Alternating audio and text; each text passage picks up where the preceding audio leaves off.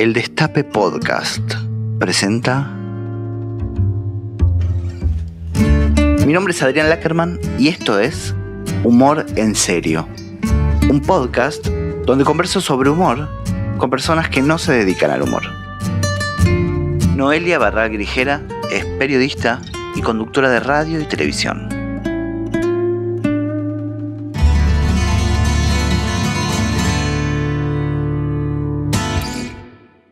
Noé, ¿para qué sirve el humor? A mí me sirve muchas veces para ver algunas cosas desde otro punto de vista. Me sirve también para ser un poco menos solemne, que es un chip con el que yo vengo un poco de fábrica. Y me sirve para ver las cosas también desde una óptica un poco absurda, que muchas veces cuando las ves desde esa mirada absurda es como que la mirada absurda termina prevaleciendo, porque sobre todo en el palo del periodismo político, el periodismo económico, muchas veces nos preocupamos por cosas que la verdad son realmente absurdas. Y cuando las ves desde el humor decís, no, claro, esto, o sea, primero nadie lo entiende, segundo no tiene ningún tipo de sentido, tercero no entiendo por qué le estamos dedicando el título de tapa del diario todos los días. Y a mí por lo menos me sirve para eso. Pienso también que, tenés un trabajo que te toca muchas veces dar noticias negativas, malas, porque hay muchas así en este país, pero que a la vez es como la sensación es que tenés que contarlo de una manera, no digo humorística, pero sí que sea cálida, ¿no? Porque uno no puede estar todo el tiempo contando cosas negativas. Sí, vos por ahí no, pero matás a tu audiencia de la angustia y con razón. Sí, bueno, yo eso lo aprendí muchísimo en Pasaron Cosas, que es el programa que hacemos con Ale Berkovich, con Ale Wall, con Nahuel Prado y con un equipazo técnico y de producción. Hace ya creo que 4 años tenemos al aire. Y eso lo aprendí con ellos, de verdad. A mí me costaba alivianar un poco la noticia e incluso reírme de la noticia. Pero porque, bueno, yo crecí en una familia muy politizada, en una familia muy militante, en una familia en la que siempre se discutió hasta el último armado de la última lista de concejales de Lomas de Zamora. Entonces, para mí todo eso tenía como una gravedad, una importancia, un peso. Y en este programa yo aprendí muchísimo eso, aprendí a alivianar un poco las noticias y a tratar de presentarlas de una manera un poco más amena para no arruinarle la tarde a los oyentes, básicamente. Hay algo de eso, ¿no? Del militante político que es solemne, ¿no? En general, en cualquier partido. Sí, hay. Hay porque en la militancia también hay un sentimiento de mucho compromiso y el militante pone mucho, pone su tiempo, pone gran parte de sus relaciones, sus vínculos, incluso, bueno, por supuesto, su capital económico. Sí, claro. Ni que hablar de su capital simbólico y político.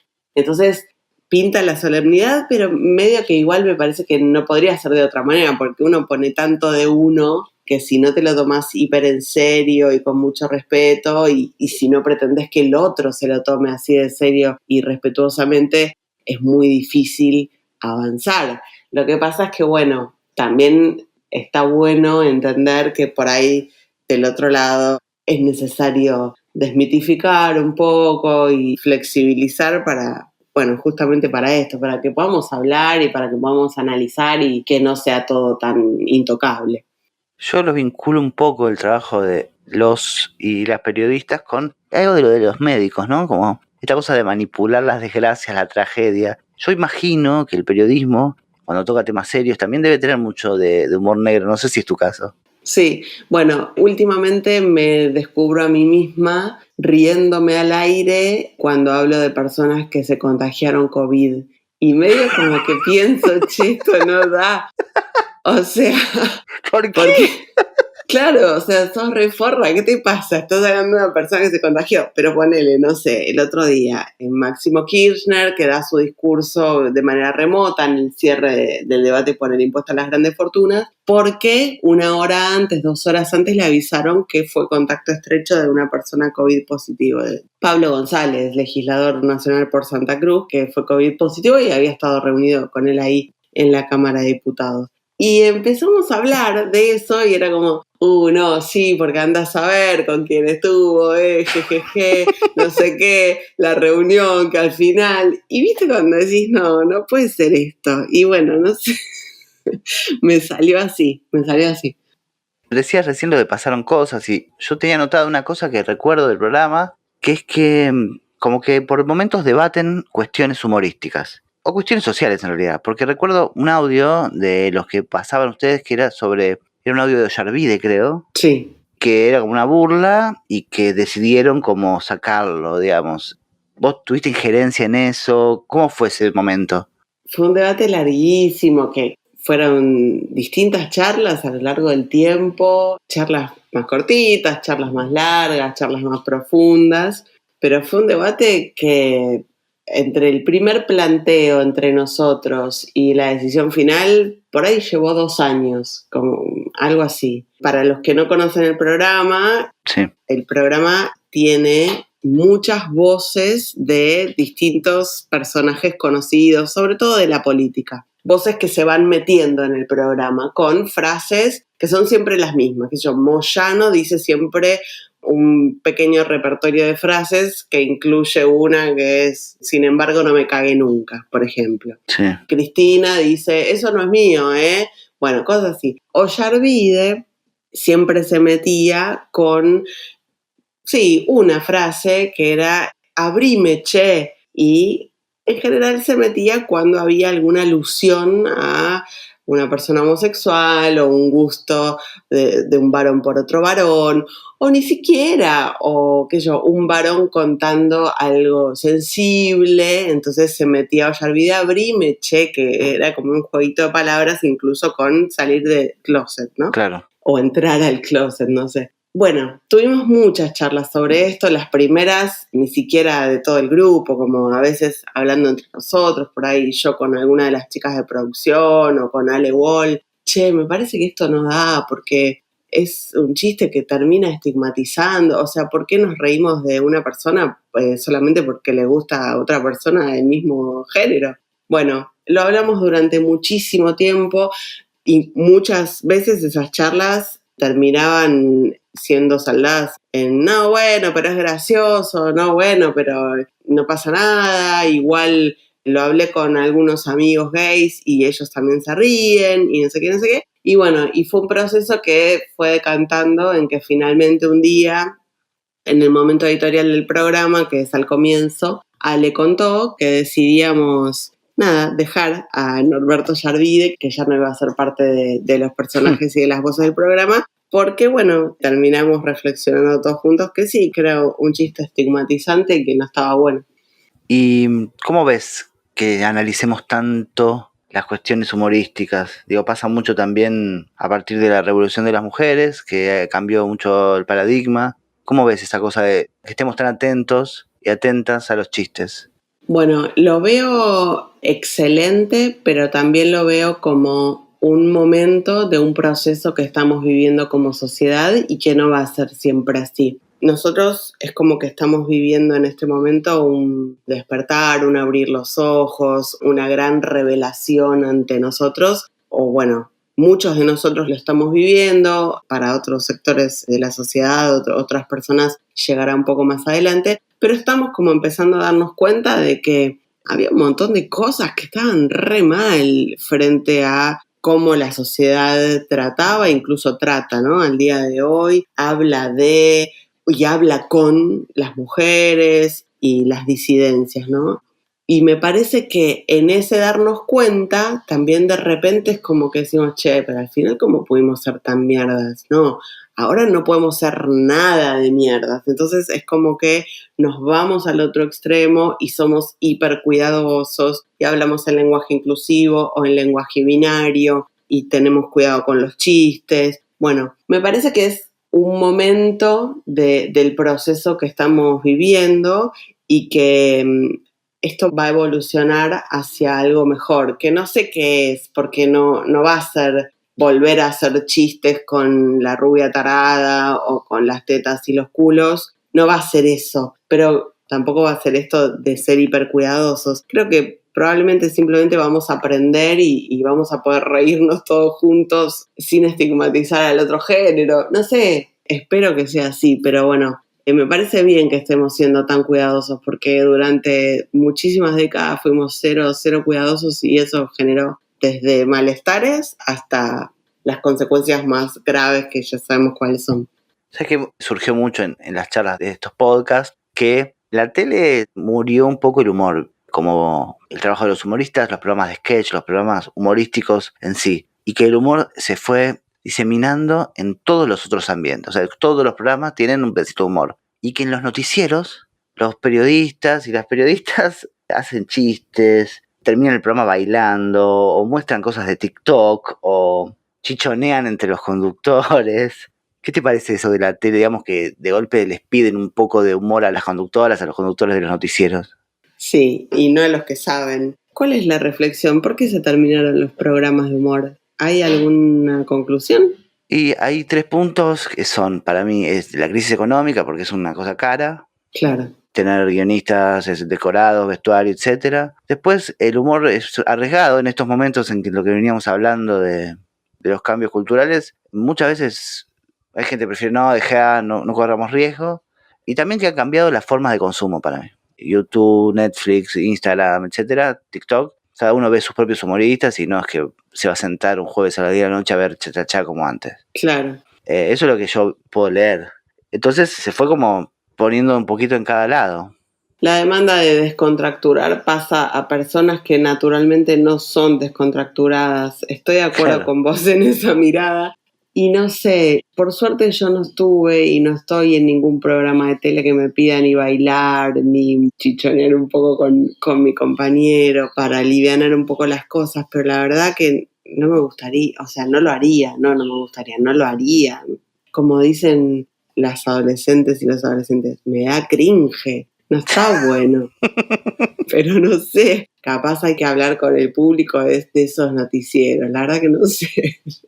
En la radio, en general, te toca convivir con humoristas, laburar directamente, como ahora estás con Nahuel Prado, Sí. que es muy, muy talentoso. ¿Y te ha pasado que te incomode de alguna manera? Digo, porque lo pienso cuando me pasó a mí, que yo tuve la oportunidad de trabajar con Gabriela Pepe, que muchas veces yo la veía que se agarraba la cabeza por algún chiste que yo hacía con un legislador que ella el otro día tenía que ver en el Congreso. Digo, ¿sufriste incomodidad? ¿La pasaste mal con esas cosas? Un poco, pero aprendí que son cosas distintas y que incluso los protagonistas se lo toman sin tanta seriedad, porque muchas veces los protagonistas es gente muy ocupada. ¿Qué le va a importar un chiste en un programa de radio? Pero sí, ¿sabes con quién me pasó? Mucho al principio, cuando nació el personaje, Nahuel hace un personaje en los noticieros que se llama Santiago Stafiero, que es un asesor de Santiago Cafiero, el jefe de gabinete. Hacía lo mismo con Marcos Peña, el personaje en aquel momento, que es un personaje que sigue vigente al día de hoy. Marcos da Pena. Marcos da Pena, exactamente. Pero bueno, ¿qué pasa? Marcos da Pena es un chantún, como un asesor así medio chanta, medio facho, medio derechoso. Y Santiago Stafiero es un baboso, ¿viste? Y está como siempre diciéndome, no, hacemos un off. Y eso es medio raro, porque yo después hablo con Santiago Cafiero y es como que, ¿qué pasa acá? Y de hecho, bueno, cada vez que lo entrevistamos a Santiago Cafiero, o en la radio, o en la tele, recibo un montón de comentarios en Twitter diciendo, jaja, estás entrevistando a Santiago Cafiero, ¿viste? Y es como raro. Pero sé que no lo hablé con Santiago Cafiero en particular, pero lo comenté con gente de su equipo y nada, es como, no les interesa tanto. No sé si fuéramos el programa más escuchado de la radio, no sé qué pasaría, pero está bien, no les jode tanto. Y ahí hablabas del Congreso también y del contacto que tenés con los políticos. Y vos trabajaste muchos años como cronista en el Congreso y yo imagino que debes tener momentos muy hilarantes vivido ahí adentro. Yo no sé si tenés algún recuerdo de los momentos más graciosos estando ahí adentro, laburando como en la sala de prensa del Congreso. Exacto, sí, yo fui acreditada 10 años, así que pasé una buena parte del tiempo de mi vida ahí adentro. Sí, hay muchísimos momentos graciosos y creo que cualquiera puede apreciar el clima que se vive ahí adentro. Cada vez que aparece una de estas sesiones que generan tanta tensión, ¿no? Como, bueno, acaba de pasar la de Impuesto a las Grandes Fortunas, que mucha gente la estaba siguiendo y lo sé porque veía los comentarios en Twitter o los debates por la legalización del aborto. Y ahí vas viendo el nivel de muchas argumentaciones que realmente, si no te reíste, tenés que poner a llorar.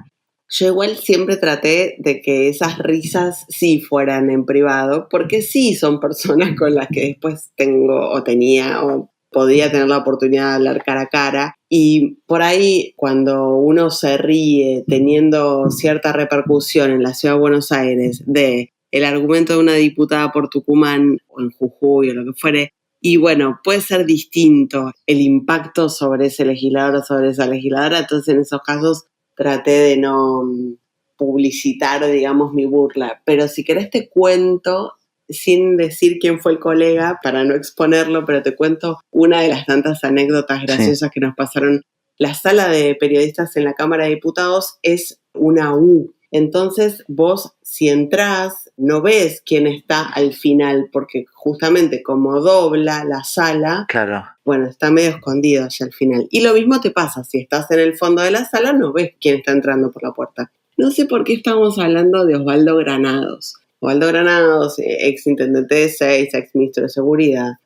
Y un compañero dice... El sheriff. Bueno, exactamente. Su apodo es el sheriff. Y un compañero dice... No, porque al final Granados, el pistolero ese, no sé qué, y dobla por la curvita de la sala Dulce Granados, la mujer de Osvaldo Granados, que en ese momento era diputada, dice, el pistolero ese es mi marido, ¿qué pasa con el pistolero ese? Y se armó un silencio tremendo. Pero sí, cosas de ese estilo pasan. Y de los políticos, ¿me puedes nombrar los 3 que son más graciosos? Del tiempo que trabajé en un programa político, yo descubrí, por ejemplo, en Felipe Solá, bueno, un comediante, un humorista que es increíble. Sí. O sea, realmente, como si quisiera, podría responder toda una entrevista con chistes, o sea, sí, perfectamente. Pero, ¿podés hacer 3 políticos y o políticas que te parece que son graciosos, divertidos? Mira, a mí me divierte. En general, para mí se combina mucho la capacidad de ser divertido hablando con la capacidad de analizar la política desde una óptica interesante y profunda. Entonces, para mí una persona muy divertida es Miguel Pichetto. A Miguel Pichetto lo entrevistamos hace 2 días nada más y te juro que me tuve que morder la lengua para no empezar a reírme a carcajadas en un momento de la entrevista, porque él estaba respondiendo en serio, pero siempre deja ahí como una colita, un dejo de ironía en la respuesta que hace que uno se quiera morir de risa. Justamente, otra vez, no sé qué me pasa con esto, debería volver a terapia, estábamos hablando del coronavirus, de la cuarentena, y él estaba diciendo, no, bueno, dice, la cuarentena, la verdad, que te decían que te morías, que si salías al final te morías, la verdad que es todo negativo. Y lo decía con muchísima gracia. Un tono, ¿no? Un tono, sí, un enfoque, una gravedad para decir algo que obviamente era una hipérbole, pero que él lo estaba diciendo como algo que era objetivamente así, que esas cosas a mí me causan muchísima gracia y también me remiten un poco a lo absurdo de lo que hablábamos al principio, y es una persona que me parece muy, muy graciosa. Otro... un paréntesis, ¿no? Sí. ¿Tu gato cómo se llama? Miguel Pichetto, sí, por supuesto. Yo tengo 2 gatos, pero el más grande, mi primer gato, es un gato negro que se llama Miguel, en honor a Miguel, porque tienen una personalidad un poco parecida, una personalidad así como, ¿cómo te puedo decir? Miguel, mi gato es, al igual que Miguel, el ex senador, es una persona calculadora, que está ahí observándote, que en cuanto puede aprovecha, es así, pero también es muy divertido, así que se merece su nombre. ¿Se da vuelta también? No, los gatos no se dan vuelta, señor. Él no se deja acariciar la panza además, así que no se da vuelta para nada.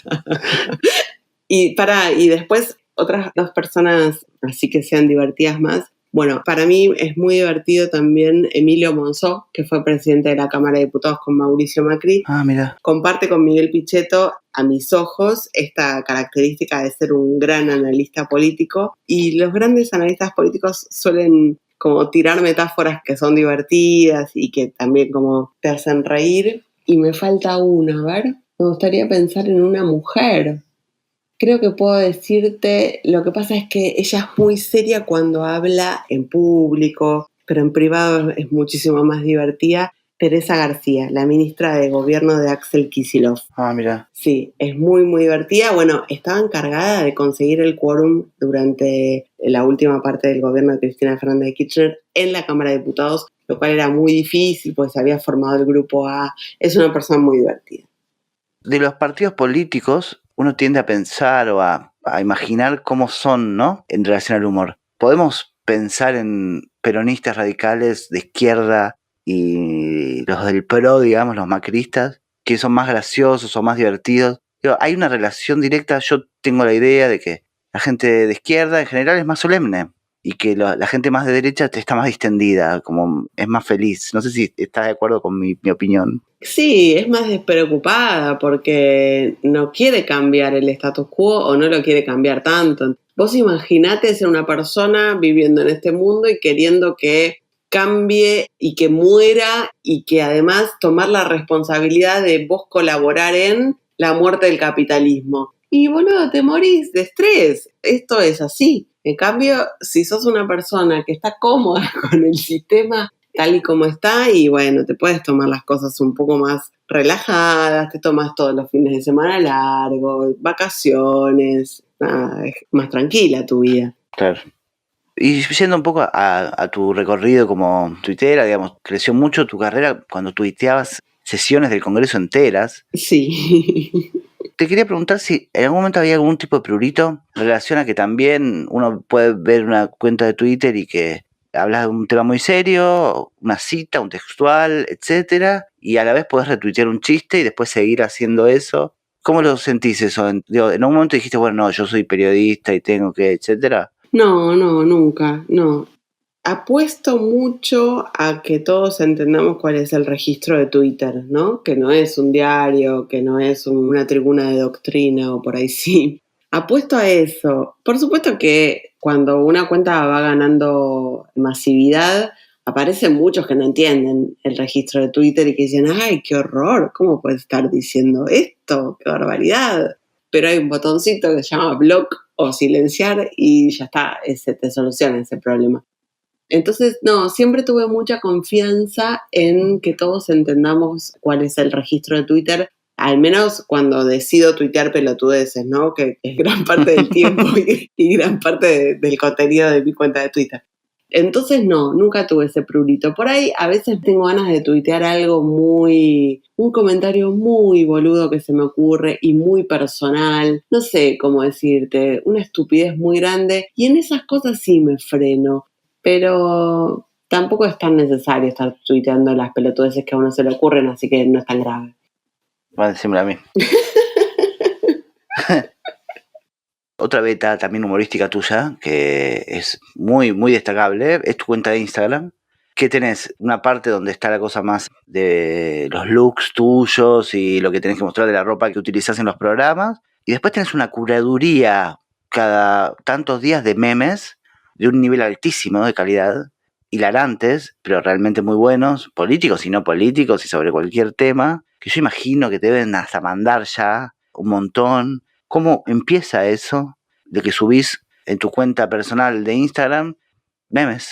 Bueno, cuando empezó la cuarentena más estricta, yo ya venía como medio fanatizada con los memes porque muchas veces confluyen en un meme esto que hablábamos al principio, de ver algo desde una nueva óptica, lo absurdo. Los amo porque me salvaron la cuarentena más estricta. Y a propósito de eso, todos creo, ¿no? Al principio fue bastante heavy el tema sobre nosotros, entonces la pasaba bastante mal, me angustiaba, tenía insomnio y me podía pasar horas viendo memes y era lo único que me sacaba de esa sensación de todos vamos a morir, por coronavirus y sobre todo de mi mamá se va a morir de coronavirus, como eso era lo que a mí me angustiaba. Entonces necesitaba ver memes para olvidar ese pensamiento. Y no sé, una noche lo subí todos a las historias de Instagram y medio como que se armó una suerte de pacto que lo que durara la cuarentena, como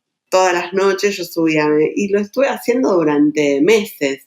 Y ahora cada tanto lo hago, lo que pasa es que ahora, como termino tan tarde en el canal, muchas veces llego muerta, no llego despierta a poder subirlos. Sigo muchas cuentas de memes, miro mucho y cuando veo alguno bueno me lo guardo para eventualmente subir cuando lo suba. Y también estoy en un canal de Telegram de memes y obviamente que mucha gente me manda memes para que lo suba, entonces bueno, de repente como recibo memes todo el día. ¿Y qué es lo que te causa gracia del meme? ¿Qué es lo que le ves de gracioso? En distintos memes funcionan distintas cosas, es difícil de explicarlo, pero en algunos memes puede ser la elección de las palabras, en otros puede ser el error de ortografía estratégicamente puesto, en otros puede ser la foto, por ahí, no sé, es un chiste ya hiper conocido, pero no sé, el otro día me mandaron uno, lo voy a contar, igual el chiste es políticamente muy incorrecto, pero Sí, realmente me reí a carcajadas porque es muy bueno. El chiste estaba escrito, ¿no? Decía, ¿por qué a los negros no se les entiende nada?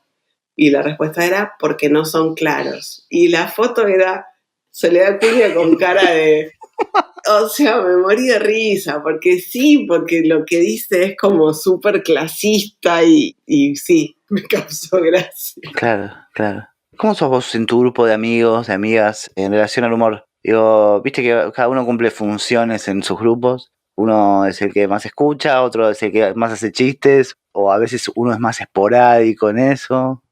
Sí, yo nunca creí que lo era, pero finalmente lo soy. Soy un poco la que hace chistes, rarísimo. Como no entiendo cómo sucedió esto, porque no, de verdad te lo digo, como siempre tuve una personalidad como muy obsesiva, controladora, como prolija, como estar en todo. Y de repente, no sé, boludo, soy la que hace chistes. No sé cómo pasó, pero un día me di cuenta que esto había sucedido y efectivamente sucedió. También soy como la que está atenta, ¿viste? Al llamado, a la fecha, a la comida. Pero bueno, además de todo eso, terminé siendo la que hace chistes. Y bueno, qué sé yo, pasó eso. No, ¿hay alguna cosa que no te hace gracia? ¿Cosas con las que no te reís o no te gusta reírte? ¿O que como si tuvieras algún límite con el humor? Sí, lo descubrí con los memes básicamente, porque yo hay memes que no subo porque no me parecen graciosos, pero hay memes que no subo porque no solo no me parecen graciosos, sino que me parecen ofensivos, qué sé yo. Todo el humor clasista, pero al revés, digamos, o sea, bardeando a los pobres. Entiendo que muchas veces es humor de uno riéndose sobre uno mismo, pero no me causan gracia. Hay muchos memes de la mamá luchona, el papá Sí. luchón, ese tipo de cosas, ¿viste? O de la inseguridad en el conurbano. Bueno, esas cosas, no, cero, las anulo. No solo no me causan gracia, sino que me parecen súper ofensivas y estigmatizantes. Así que ahí hay un límite para mí. Y bueno, después en lo que hablábamos, ¿no? Del humor que toma como objeto de humor a las mujeres en general por su condición de mujer, ¿no? Y ahí también para mí hay un límite.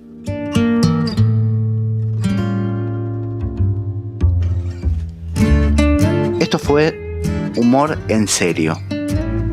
Grabación remota y edición de sonido por Juan Pablo Ferreiro, @audiocaster. Y música por Ale Dolina.